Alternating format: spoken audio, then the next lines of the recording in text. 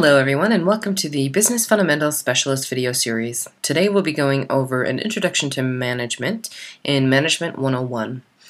First, let's start with the definition. Management is the process of coordinating people and other resources to achieve the goals of an organization. Coordinating people and other resources to achieve goals of an organization can be done through four major functions, and though a manager will carry out many functions and wear many hats throughout their management position, they can be categorized in the following four basic functions of planning, organizing, leading and motivating, and controlling. Now, these functions are not usually scheduled or done in a necessary order, but instead they are often done at the same time, with managers performing many tasks simultaneously. Now, I know I just said that the four functions don't normally need to take place in a particular order, but planning is usually the first of the four to be done.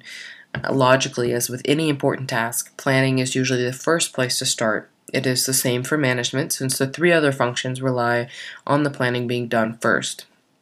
At the most basic level of a definition, planning is essentially the establishment of organization goals and the definition of ways to achieve them. Planning can begin with the development of a mission statement, or just a mission.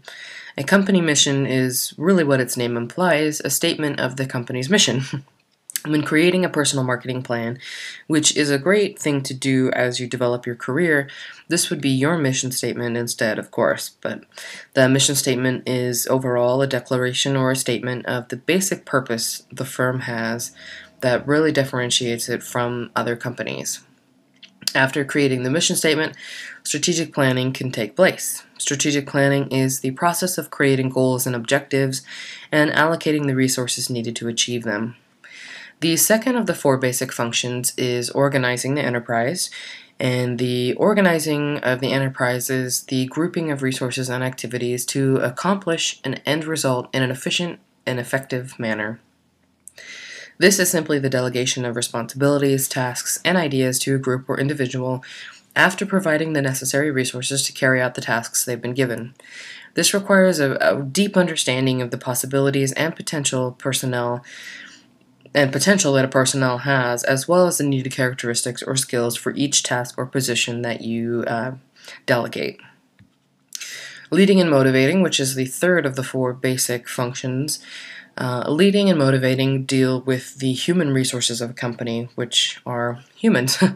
Leading is the process of influencing people to work toward a common goal, and motivating them is the process of giving them reasons to work toward the best interest of the company.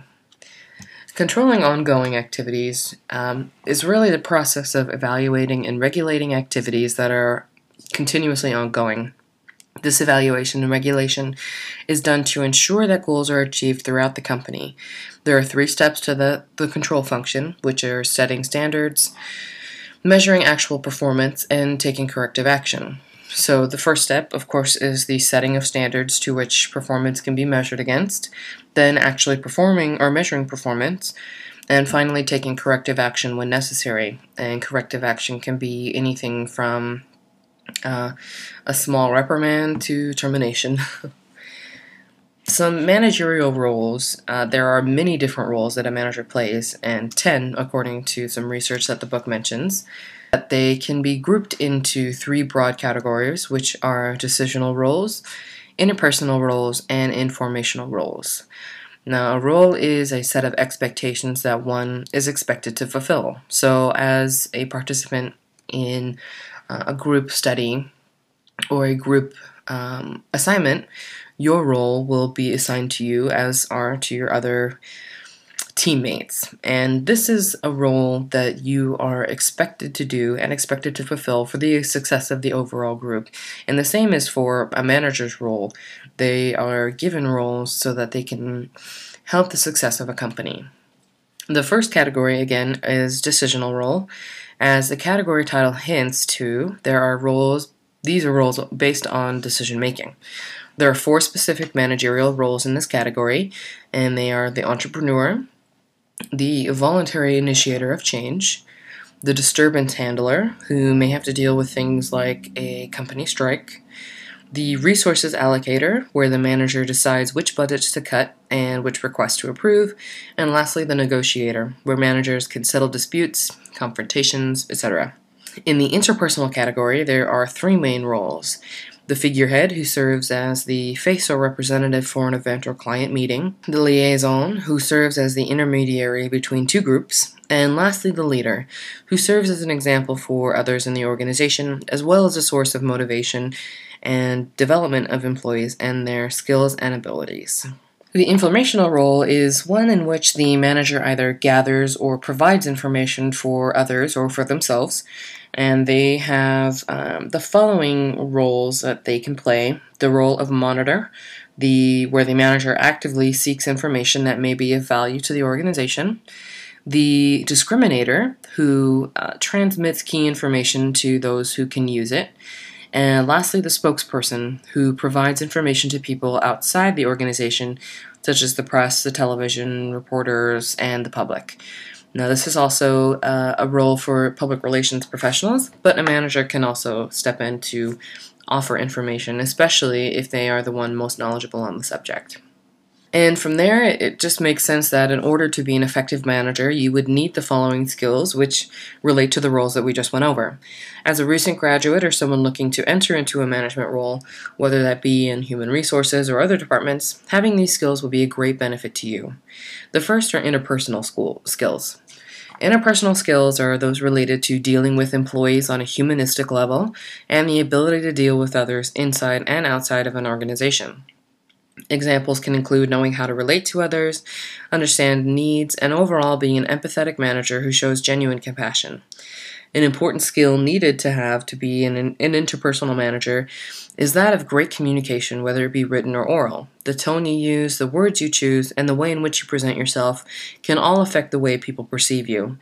What's that figure? 80% of communication is done through body language and not through the actual words that we use. So being aware of how you are perceived really shows that your interpersonal skills are being well developed and that you are an aware individual in general. Technical skills are also specific skills needed to accomplish a specialized activity. For example, a manager needs skills relevant to the group he manages and the department in which he performs his management roles. An example can be computer skills, though computer skills here can also mean just general computer skills in order to advance your career and really show that you are up to par with others in your applicant pool if you're interviewing for a position, is to be up to date on computer skills, know the technical requirements of the position, and to really share that you carry all of those requirements needed. And lastly are conceptual skills. These include the ability to think in abstract terms. They really allow a manager to see the big picture and understand how various components will work together in different business scenarios. These are usually more useful for top managers rather than middle management.